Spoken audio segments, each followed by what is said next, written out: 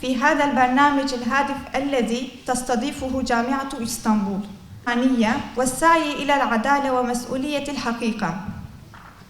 Saygıdeğer dekan yardımcımız, değerli hocalarımız ve yüreği adaletle çarpan aziz misafirlerimiz.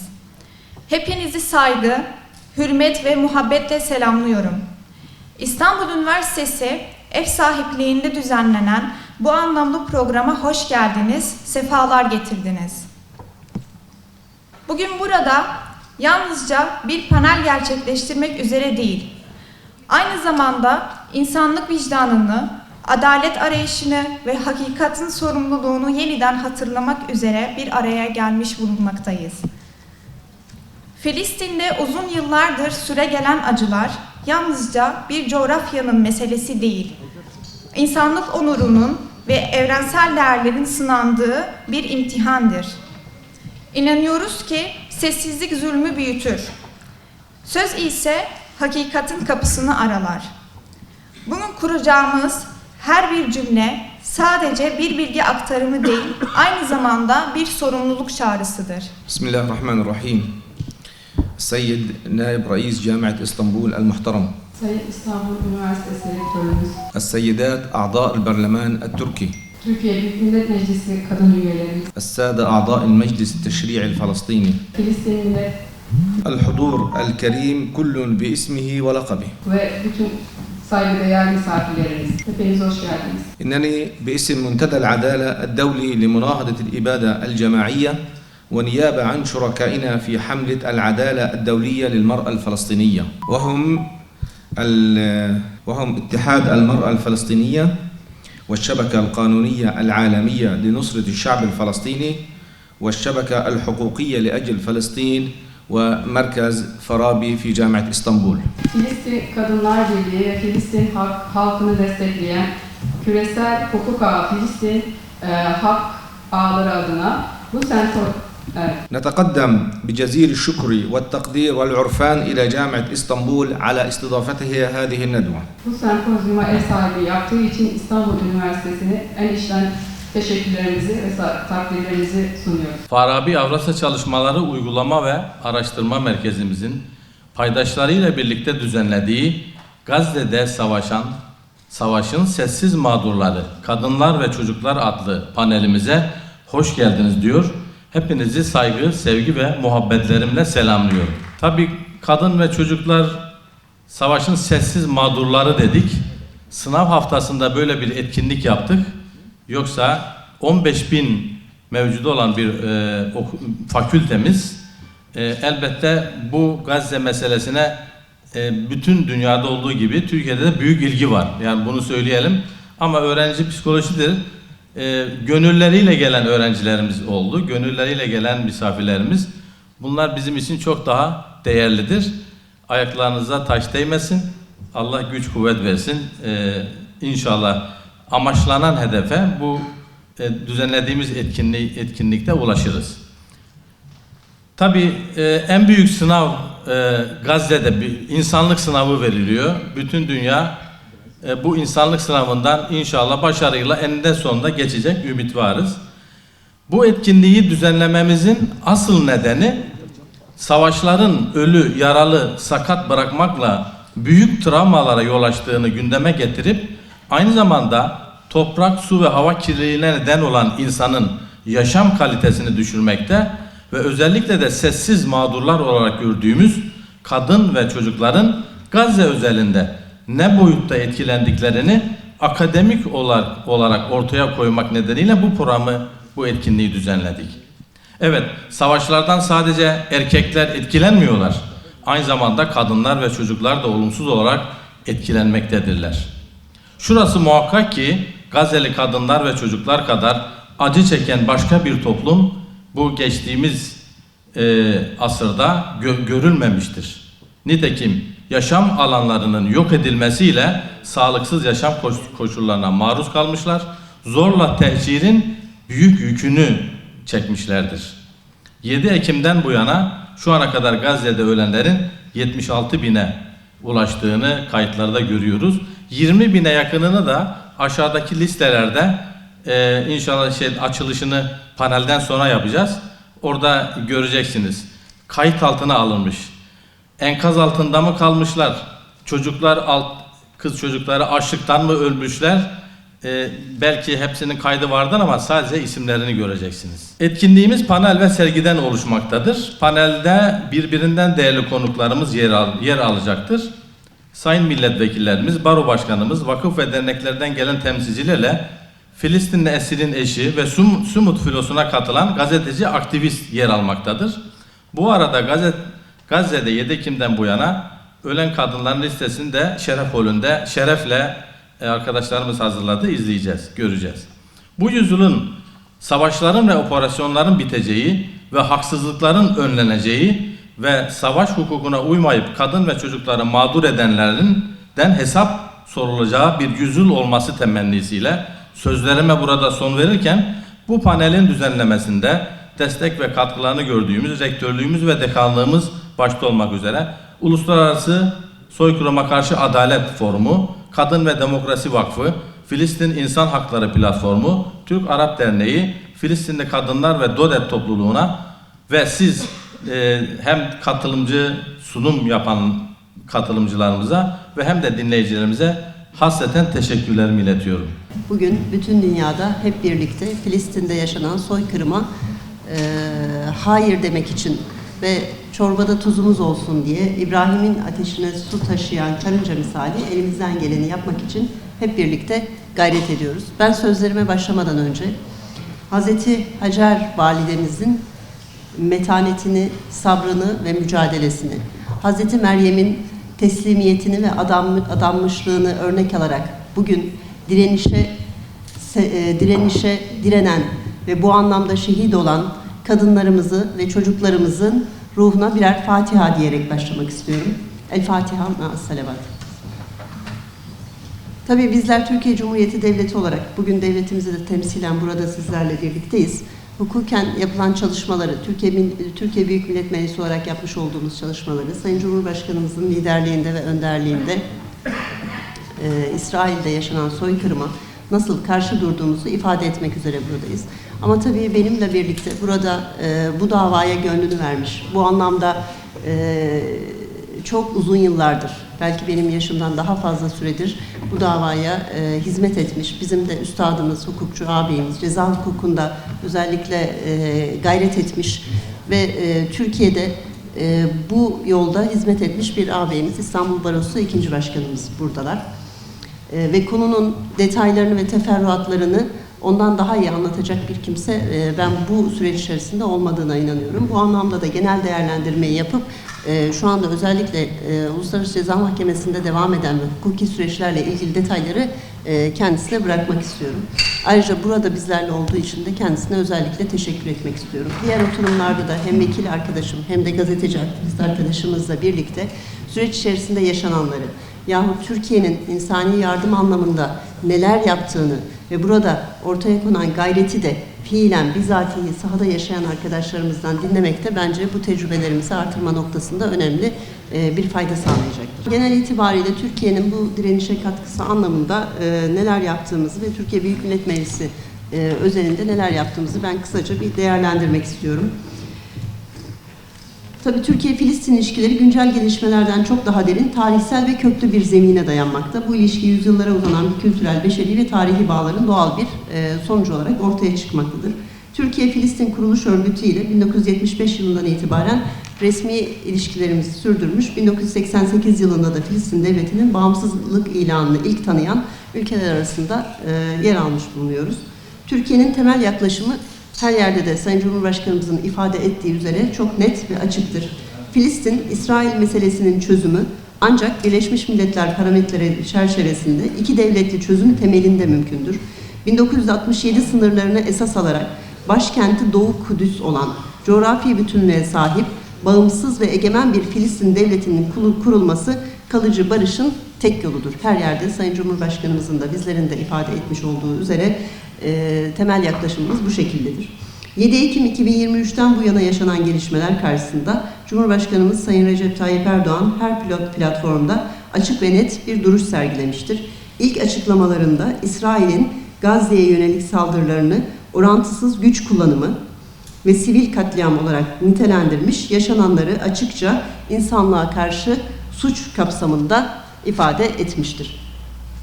Aynı zamanda uluslararası toplumu derhal ateşkese ve sivillerin korunmasına çağırmıştır. Süreç ilerledikçe bu söylem daha da güçlenmiş, Gazze'de yaşanan tablo insanlık dramı olarak tanımlanmış, uluslararası kurumlar göreve davet edilmiş ve Filistin halkının haklı davasına destek vurgusu sürekli olarak yinelenmiştir. Kalıcı ateşkes, insani yardım koridorları ve iki devletli çözüm ortaya konulan temel diplomatik çerçeve olmuştur. Netice itibariyle Türkiye bu süreçte yalnızca eleştirel bir tutum ortaya koymamış, aynı zamanda insani yardım, diplomatik girişimler ve uluslararası hukuk çağrılarıyla aktif bir pozisyon almıştır. Gazze'ye yönelik insani yardımların ulaştırılmasında en aktif ülkelerden biri olmuş, sivillerin yaşadığı dramın hafifletilmesi için sahada ve uluslararası platformlarda yoğun çaba sergilemiştir. Bugün gelinen noktada mesele sadece siyasi bir kriz değil, aynı zamanda insanlığın ortak vicdanını ve uluslararası hukukun işlerliğini test eden bir sınav niteliği taşımaktadır. Bu çerçevede milletvekilleri olarak bizler de Türkiye Büyük Millet Meclisimizde insanlık vicdanı adına son derece güçlü ve net bir duruş ortaya koyuyoruz. Gazze'de yaşanan ağır insani kriz karşısında meclisimiz sadece siyasi bir tepki vermekle kalmamış, uluslararası hukukun temel ilkelerine dayanan açık ve kararlı bir pozisyon almıştır. 29 Kasım 2023 tarihinde gerçekleştirdiğimiz özel oturumda Gazze'ye yönelik saldırılar açık bir şekilde savaş suçu ve insanlığa karşı suç olarak nitelendirilmiş, sivillerin hedef alınması en sert ifadelerle kınanmıştır. Aynı oturumda derhal ve kalıcı ateşkes çağrısı yapılmış, Filistin halkının yanında olunduğu güçlü bir irade beyanı ile ortaya konmuştur. Bu süreçte meclisimizde hastanelerin, sivil yerleşimlerin ve yaşam alanlarının hedef alınması kabul edilemez bulunmuş, Gazze'de yaşananların uluslararası insancıl hukuk ihlali olduğu açıkça vurgulanmıştır.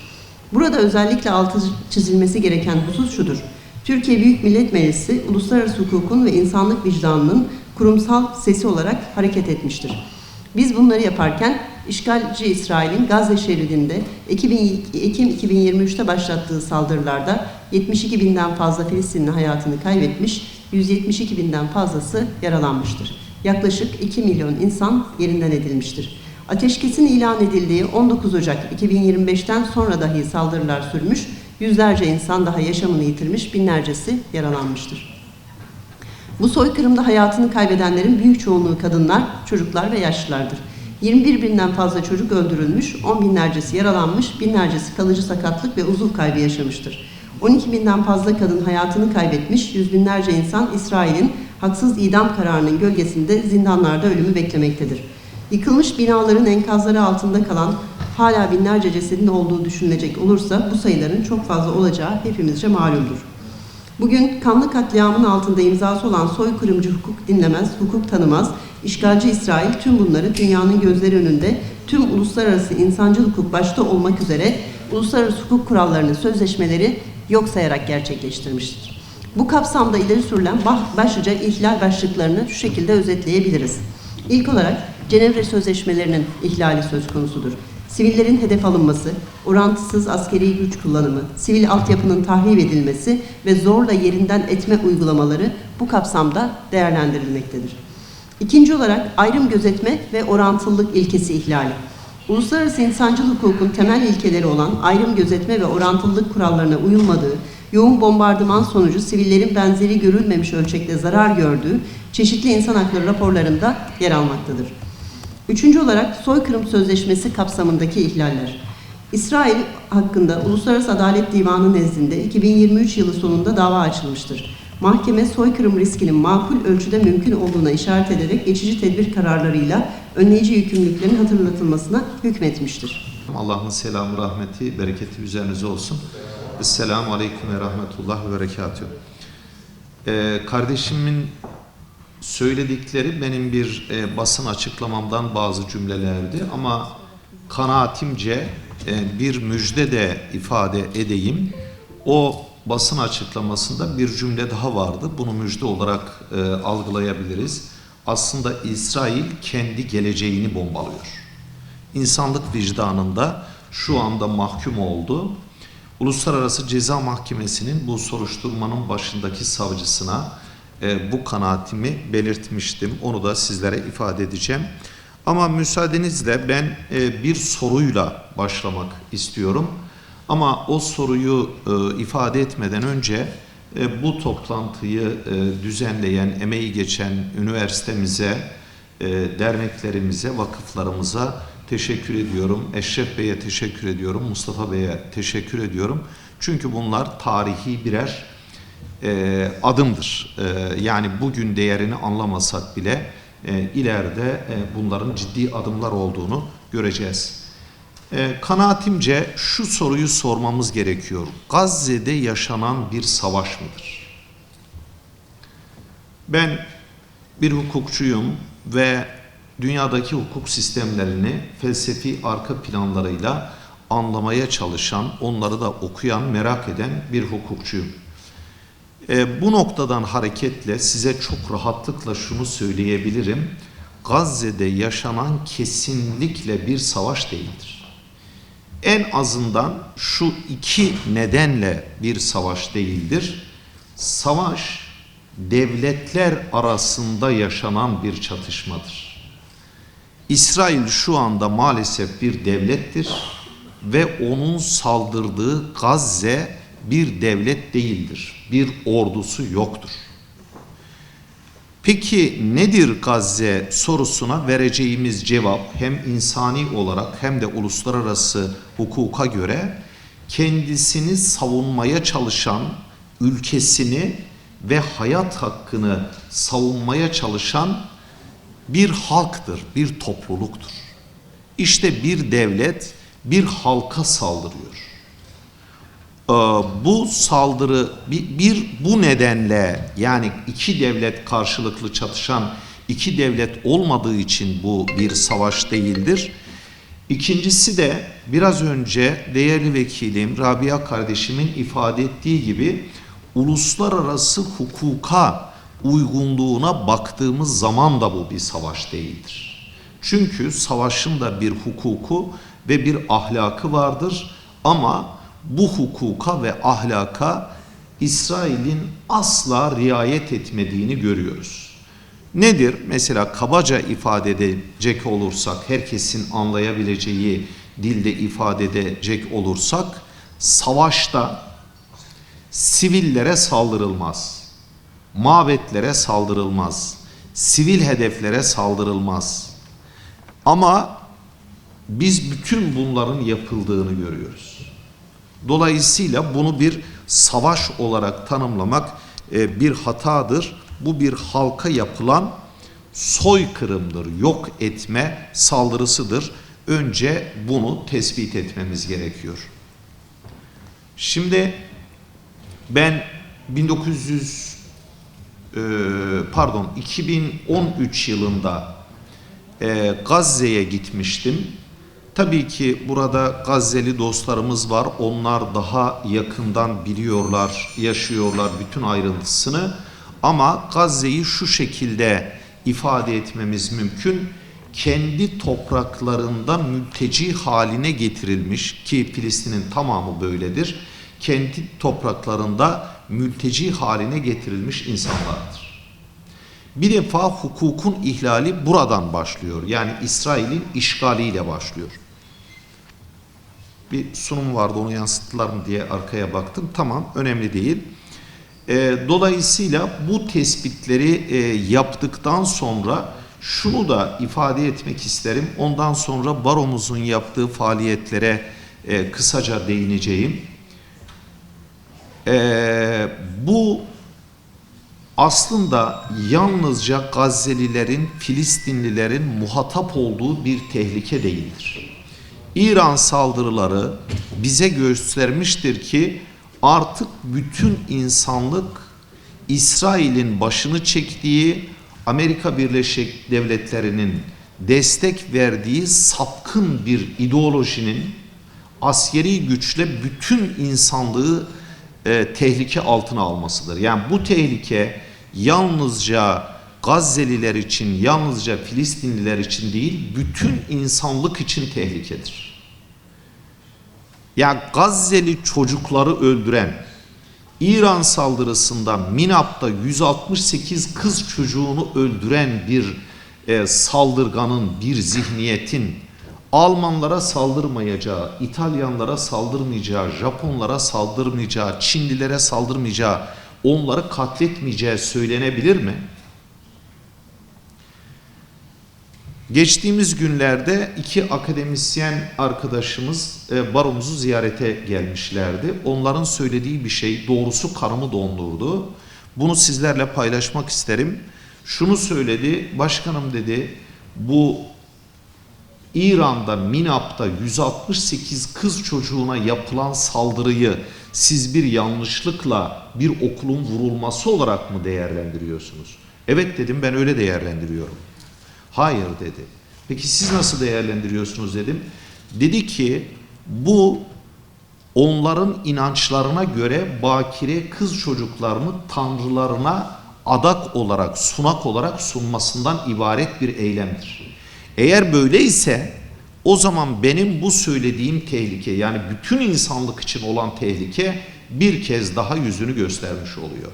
Dolayısıyla biz yalnızca Müslümanların ittifakından, Müslümanların bir araya gelerek bu saldırganlara karşı çıkmasından, bu sapkınlara karşı çıkmasından değil, bütün insanlığın bir ittifakla bu saldırganlığa, bu sapkınlığa karşı çıkması önerisinde bulunmamız ve elimizden geldiğince de bunu organize etmemiz gerektiği kanaatindeyim. Yani tehlikenin boyutunu bu şekilde ifade etmek isterim. Müslümanız her şeyden önce ve ben şuna inanıyorum. Yaşadığımız bu soykırım, katliam nedeniyle şu soru bize mutlaka sorulacak. Bana şöyle sorulacak. İşte bu katliamların, bu soykırımların, bu insanlığa karşı suçların yaşandığı bir zamanda bir hukukçuydun, baro başkanıydın, ne yaptın? Bu soru bana sorulacak. Benzer soru sizlere de sorulacak. Buna inanıyorum bir Müslüman olarak. Peki işte bu soruyu kendimize sorduğumuzda şöyle bir cevap verdik kendi kendimize. Uluslararası hukuk kurumlarını harekete geçirelim. Bu çerçevede bir başvuru hazırlayarak Uluslararası Ceza Mahkemesi'ne götürdük. Ve orada biraz önce ifade ettiğim gibi bu soruşturmanın, yani Gazze soykırımı diye ifade ediyorum ben, soruşturmanın başındaki savcı ile görüştük. Savcıya biraz da beklentim olmadığı için, oradan çok fazla hukuki bir beklentim olmadığı için şu şekilde hitap ettim. Dedim ki burada bir soykırım işlendiğini, insanlığa karşı suç işlendiğini, savaş suçu işlendiğini bütün dünya biliyor. Ama siz ve ben daha iyi biliyoruz çünkü bizler hukukçuyuz. Niye bunu söyledim? Çünkü değerli dostlar, soykırım denince hukukçu olmayanlar tabii olarak şöyle düşünebilirler. Kitlesel bir yok ediş. Halbuki soykırımın uluslararası hukuktaki tanımına baktığınız zaman bir tek kişinin dahi inancı, etnisitesi ya da siyasi görüşü nedeniyle bu sahikle öldürülmesi de bir soykırımdır. Dolayısıyla Gazze'de, Filistin'de günde yüzlerce defa soykırım işlenmektedir eğer bu hukuki tanım ile bakacak olursak. Dolayısıyla savcıya söylediğim bütün insanlık burada bir soykırım işlendiğini, uluslararası hukukun ihlal edildiğini biliyor. Bunu en iyi siz ve ben biliyoruz. Şayet buradan hukuki bir karar çıkaramazsanız, Uluslararası Ceza Mahkemesi'nin meşruiyetini kendi elinizle bitirmiş olursunuz. Şimdi öncelikle soykırım ne? Bunu daha açmamız gerektiğini düşünüyorum. Katliamla soykırım arasında çok büyük bir fark var. Soykırmak demek geleceği de hedeflemek demek. Olma ihtimalini de yok etmek anlamına gelir. İsrail'in yaptığı da bu anlama geliyor. O yüzden soykırım dediğimizde gelecek kırım demeyi de anlamamız gerekiyor. Yani bunu da nereden anlıyoruz? Şöyle, Filistinliler nereye giderse gitsin onları yok etmeye kararlı. Böyle bir davası var İsrail'in. Bunun sebebi de şu: Filistinliler davasından vazgeçmiyor. Yani Gazze'de görüyoruz. Hani hala yerle bir etti, direniş devam ediyor. Buna rağmen kendi ekonomisini, kendi dünyadaki reputasyonunu mahvetmesine rağmen direnişe devam ediyor. Yani İsrail mahvetmesine rağmen bir anlamda da direniş zafere yavaş yavaş devam ediyor yani. Bu anlamda bunu şuradan da anlıyoruz. Mesela bundan Ocak ayında İsrail, Lübnan'ın güneyindeki Ayn el-Helva kampında bir sahaya, futbol sahasına bombalama yaptı. Ve burada 15 tane 18 yaş altı çocuk öldü. Hani bu anlamda şunu anlamalıyız ki İsrail nerede olursa olsun bu çocukları, gençleri hedef alıyor ki bir şekilde Filistinlilerin geleceği devam etmesin diye. Bu anlamda da toplumun geleceğinin iki çok önemli unsuru var. Birisi kadınlar ve birisi çocuklar. Kadınlar çünkü kadınlar toplumun en küçük organizmasının yöneticisidir, evin. Ve ben bunu bir İslami gelenekten yola çıkarak söylemiyorum. Gayet Avrupa'yı bir gelenekten söylüyorum. Antik Yunan felsefesinde Aristoteles toplumun kuruluşunda, politika kitabında toplumun kuruluşunun en küçük üyesinin ev olduğunu söyler ve evin yöneticisi de kadındır. Hani bu anlamda kadını sen aldığında toplumun toplum olmasının da önüne geçmiş oluyorsun. Diğer yandan çocuklar ise geleceğin soy olarak, fiziksel olarak devamı anlamına gelmektedir. Bu anlamda size 3 tane örnek vereceğim.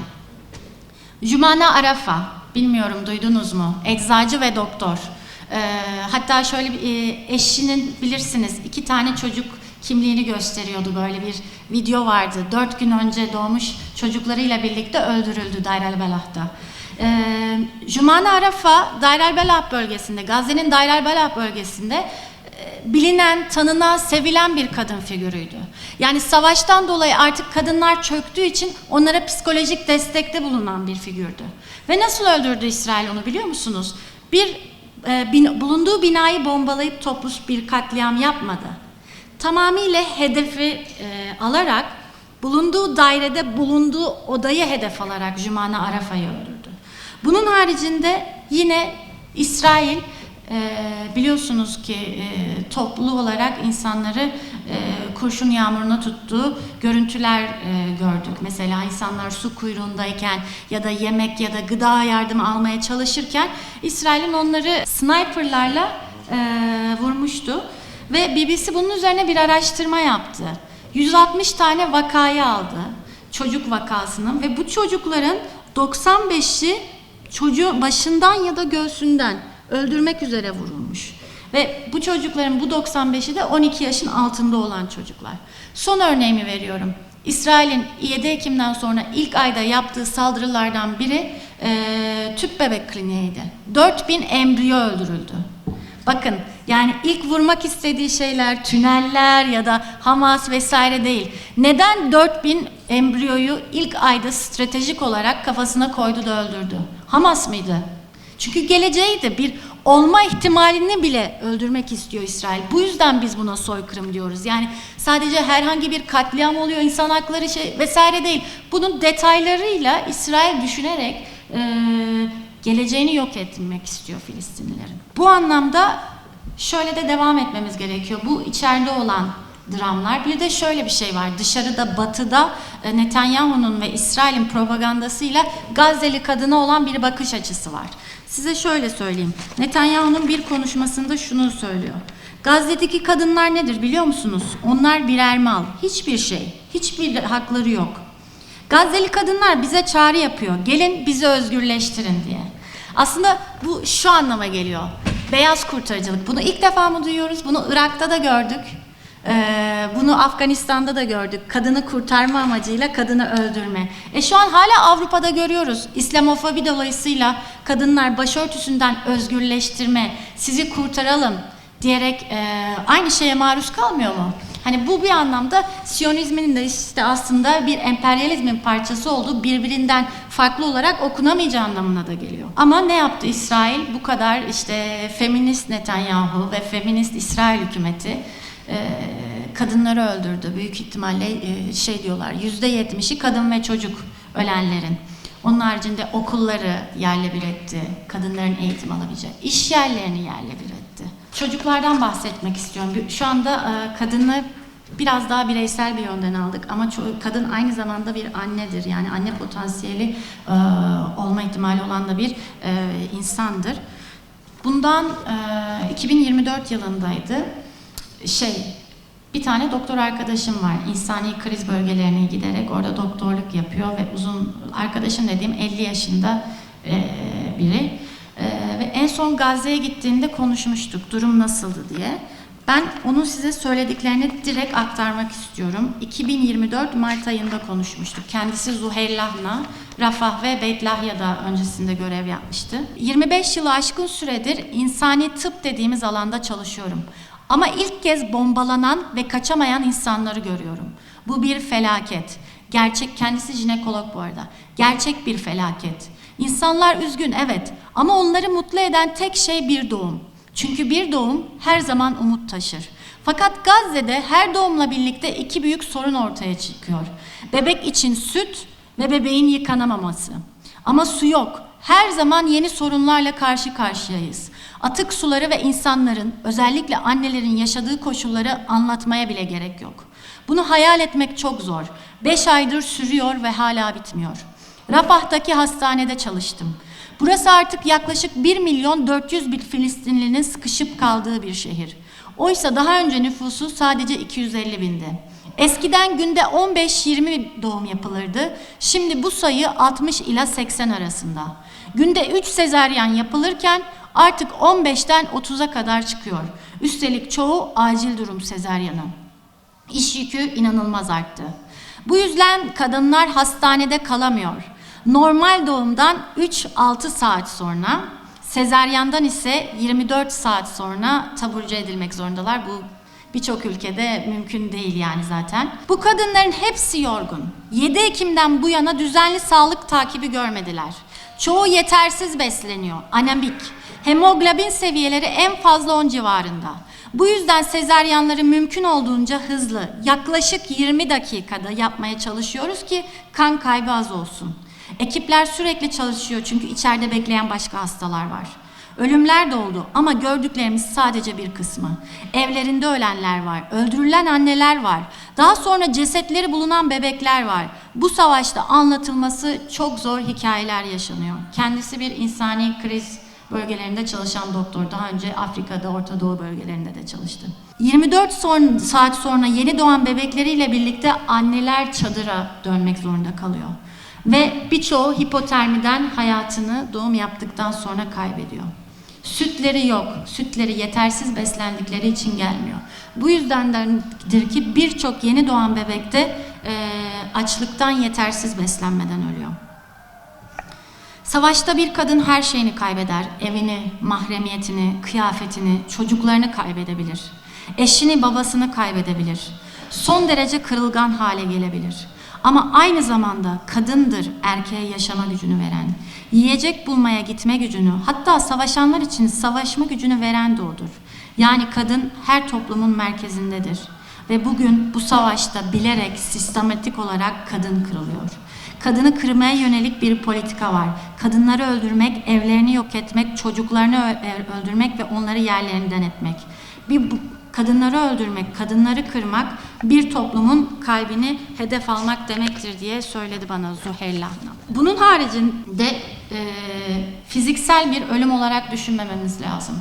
İnsanlar bir eğitimi engelleyerek, kadınların, çocukları, toplumu eğitmesini engelleyerek bir anlamda soykırım yapıyor. Bir anlamda da psikolojik bir soykırım yapılıyor. Yani öyle durumlar var ki birçok insan çıldırabiliyor ve çıldıran bir insanın üremesi, hayatına devam etmesi pek mümkün değil. Burada Gazze'liler ya da Beyrutlular var mı? Zannana diye bir şey duydunuz mu daha önceden? Zannana. Zannana dediğimiz şey 24 saat vızıltı yapan, öldürmeyen, bombalamayan ama 24 saat Gazze gökyüzünde dolaşan ve insanın beyninde sanki sinek vızıltısı gibi zzz diye dönen bir drone.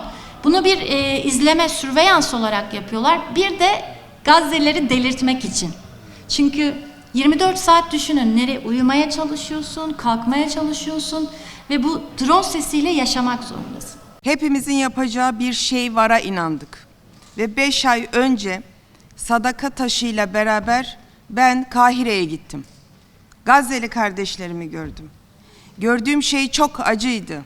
Kolları yoktu gençlerin, bacakları yoktu. Ama hala imanları vardı, sabırları vardı ve direnişleri vardı. Orada ziyarete gittiğimizde bir genç, bir mühendis, adı Ömer, bacağı yoktu. Ve bana baktı, dedi ki seni çok sevdim. Seninle bir fotoğraf çekebilir miyim? Tabii ki dedim, çünkü ben bir anneyim. 2 tane oğlum var. Ömer de benim oğlum ve bana bir şey söyledi. Bana annem gibi baktın. O gün ben bir karar aldım.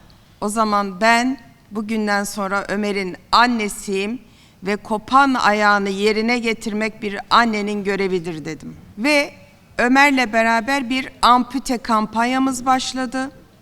Elhamdülillah Kahire'de Sayın Türkiye Büyük Millet Meclisi Başkanımız Numan Kurtulmuş, milletvekillerimiz ve STK'larımızla yan yana geldik, omuz omuza geldik.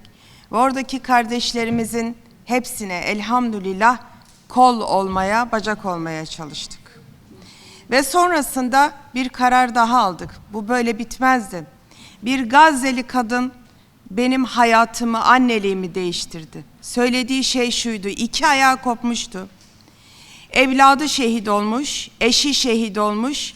Gazze'den 20 gün önce gelmişti. Ben geçen hafta oradaydım. Ve daha gelmeden 4 gün önce de gencecik kardeşi şehit edilmişti. Şunu söyledi. Eşimin şehadeti benim bacaklarımdan daha değerlidir. Bizim canımız Mescid-i Aksa'ya feda olsun. Çünkü biz Allah'a aitiz. Şimdi Filistinli olmak böyle bir şey. Gazze'li bir kadın olmak bu kadar onurlu bir şey. Ve biz onlara söz verdik. Biz dedik ki biz sizinle kardeş olacağız. Ve son nefesimize kadar Sayın Cumhurbaşkanımızın liderliğinde bütün Gazze'li annelerin, bütün Gazze'li kadınların ve gençlerin anası, varsa kaybettiği kardeşi, evladı olacağız inşallah. Bismillahirrahmanirrahim. Elhamdülillahi Rabbil alemin. Ve salatu ve selamu ala seyyidil halqi vel murselin Muhammed sallallahu aleyhi ve sellem. في البداية أشكر جامعة إسطنبول على رعايتها هذه الندوة الكريمة. الشكر موصول دكاترة وأساتذة والقائمين على هذه الفعالية مركز فارابي والحضور الكرام كل بلقبه واسمه. أهلا وسهلا بكم لتسمعوا لنا عن معاناتنا، عن قضيتنا، عن قضية فلسطين، عن قضية الأسرى في سجون الاحتلال. السادة الكرام، السيدات الكريمات، الحضور الكريم، أقف أمامكم اليوم لا لأروي قصة عابرة بل لأحمل إليكم واقعا حيا تعيشه المرأة الفلسطينية داخل السجون وخارجها، واقعا يتجاوز الألم الفردي ليصبح معاناة جماعية تمتد إلى كل بيت فلسطيني. في هذه اللحظة وبينما نجلس نحن هنا فهناك في السجون 86 امرأة فلسطينية تقبع خلف القضبان، بينهن أكاديميات وطبيبات ومعلمات ومحاميات، وبينهن أطفال قاصرات، لكن الصورة لا تتوقف عند هؤلاء فقط. فنحن اليوم أمام ما يقارب 10,000 أسير فلسطيني. هذا ببساطة يعني أن هناك 10,000 أسيرة فلسطينية، أسرة فلسطينية تعيش يوميا حالة الخوف والقلق والانتظار. وراء كل أسير أم تسهر وزوجة تنتظر وأطفال يكبرون في غياب آبائهم على أمل لقاء قد لا يأتي قريبا. الحضور الكريم، إذا كان العالم قد شاهد ما جرى في غزة فإن هناك إبادة أخرى تجري بصمت في داخل سجون الاحتلال. السجون اليوم لم تعد أماكن احتجاز، بل أصبحت بيئة مغلقة تمارس فيها سياسات تدمير ممنهجة للإنسان. يتم عزل الأسرى بشكل كامل عن العالم الخارجي، حرمان من زيارات الصليب الأحمر، منع لزيارات المحامين، وقطع للزيارات العائلية. هذا العزل ليس إجراء إدارياً، بل هو أداة لكسر الإنسان. داخل هذه السجون يتعرض الأسرى رجالاً ونساءً لكل أشكال الانتهاكات، تجويع وإهمال طبي وضرب وإذلال وتعذيب نفسي وجسدي. ويأتي يوم الأسير الفلسطيني هذا العام في 17 من نيسان في ظل هذا التحول الخطير. لم يعد الاعتقال مجرد سلب للحرية، بل أصبح منظومة متكاملة لإنتاج الأمل. وفي هذه السياق تبرز تشريعات خطيرة تم الدفع بها مؤخراً، وعلى رأسها ما يعرف بقانون إعدام الأسرى الفلسطينيين.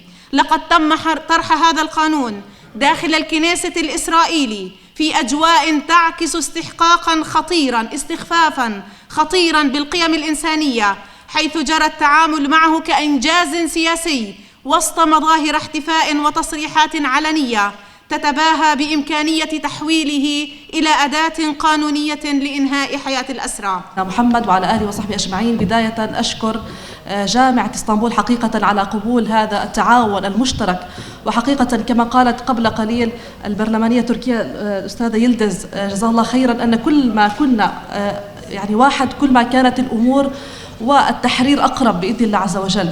فاليوم اللي بدنا نحكي احنا صراحة حقيقة كاتحاد المرأة الفلسطيني في تركيا، يكفيني اليوم أن أنقل صوت صديقتي غفران، هذه الزوجة وهذه الخطيبة الوفية لأسير الفلسطيني حسن سلامة الذي يقبع في سجون الاحتلال من عام 1996 حتى اللحظة. فبداية أريد أن أشكر جامعة اسطنبول، أريد أن أشكر أيضا منتدى العدالة الدولية والقاضي وسعادة المستشار الأستاذ أشرف على هذا التعاون المشترك بيننا وبين اتحاد المرأة الفلسطينية في تركيا، وأشكر جميع الحضور اليوم على وجودكم اليوم. فهذه إن شاء الله نسأل الله عز وجل أن تكون هذه الفعالية تقبلها الله عز وجل، وتكون حقيقة خطوة حقيقية نحو التحرير بإذن الله عز وجل. أتحدث اليوم إليكم بصفتي مديرة اتحاد المرأة الفلسطينية في تركيا، لكنني في الحقيقة لا أتحدث عن مؤسسة فقط، بل أتحدث عن صوت نحاول أن نحمله، وعن نساء حقيقة وأصوات لا تسمع بأن تسمع. نحن في الاتحاد لا يقتصر دورنا على فقط العمل المجتمعي، بل أن نكون حقيقة صوت للمرأة الفلسطينية الشهيدة والأسيرة والمقاومة والمبعدة وزوجة الأسير والأم. فاليوم المرأة الفلسطينية لا تشكل فقط نصف المجتمع، بل هي حقيقة يتجاوز تأثيرها أكبر بكثير من هذا الموضوع، وحقيقة هي ركيزة من ركائز بقاء واستمرار المجتمعات بشكل عام. فلم تكن أبدا هذه المرأة على هامش القضية، بل كانت دائما في قلبها، قدمت أبنائها شهداء وعاشت تجربة الأسر. فأيضا غفران زابل كانت أيضا أسيرة، هي حقيقة أعتقد سنة كاملة في الأسر أيضا. وأيضا هناك 86 أسيرة الآن تقبع في سجون الاحتلال يمارس عليهم أسوأ أنواع التعذيب والتنكيل، وأيضا تحملت الفقد اليوم، ومع ذلك بقيت ثابتة حتى اللحظة. فالقيادة الفلسطينية لا تصنع في القاعات فقط، بل تصنع في ميادين الصبر والتحدي. ومن أهم الأدوار التي تقوم بها المرأة الفلسطينية حقيقة حتى الآن، ولكنها لا ترى كثيرا، وهو دور أخطر دور حاليا، هو دور التربية. فنحن لا نتحدث فقط عن امرأة تصمد، بل عن امرأة تصنع الإنسان. والقرآن الكريم سبحان الله دائما هو منهجنا، والذي يعلمنا دوما كيف تبدأ المواجهة، بأنها تبدأ في التربية. فالله سبحانه وتعالى حينما قال في قصة سيدنا موسى: وأوحينا إلى أم موسى أن أرضعيه، فقد بدأت في التربية هنا، حتى بعد ذلك صنعت قصة النصر لسيدنا موسى. في لحظة خوف ولحظة تهديد كان التوجيه الإلهي بأن تبدأ بالتربية. فالأطفال اليوم ليسوا فقط أبناء، بل هم مشاريع حقيقة أمة. واليوم نرى في غزة في الضفة، نرى أما فقدت كل شيء، لكنها ما زالت حتى اللحظة تبني وتربي أبنائها على الإيمان وعلى الكرامة. وهنا نفهم أن النصر لا يصنع فقط في المواجهة وفي السلاح، بل يصنع أيضا في البداية في التربية. ولم تكن حقيقة هذه المرأة هي فقط ضحية، بل كانت دوما شريكة في الصمود والانتصار. ودورنا نحن في اتحاد المرأة الفلسطيني في تركيا طبعا هنا أننا بإذن الله أن نحمل الصوت وننقل القصة ونربط الداخل الفلسطيني بالعالم ونبني حقيقا وعيا حقيقيا. ونقول نحن أن هذه الجدارية التي سنفتتحها الآن أن نستشعر بأنها ليست أرقام، وأنها ليست فقط مجرد أسماء، بل هي حقيقة نساء، أمهات، قصص حقيقية. كل اسم له قصة كاملة، كل اسم يمثل عائلة. فاليوم إذا أردنا أن نفهم فلسطين فعلينا أن نستمع إلى نساء فلسطين، وإذا أردنا أن نفهم سر هذا الصمود ننظر إلى هذه الأمهات كيف تربي هؤلاء الأبناء. فالمرأة الفلسطينية ليست فقط نصف المجتمع، بل هي التي تحمله حين ينهار. والسلام عليكم ورحمة الله وبركاته. هؤلاء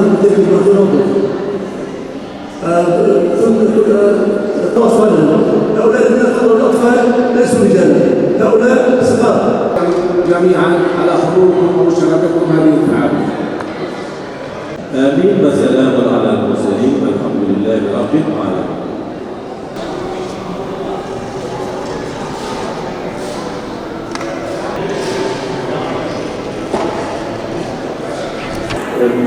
Allah hepsinden razı olsun. Bütün şehitlerimizden.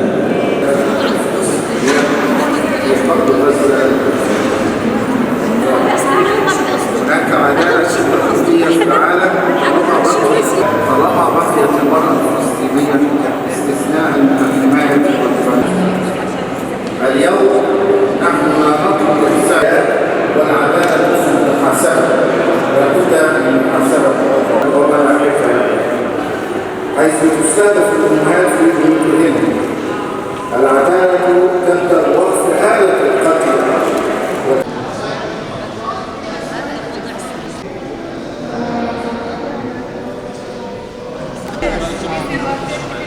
Installation.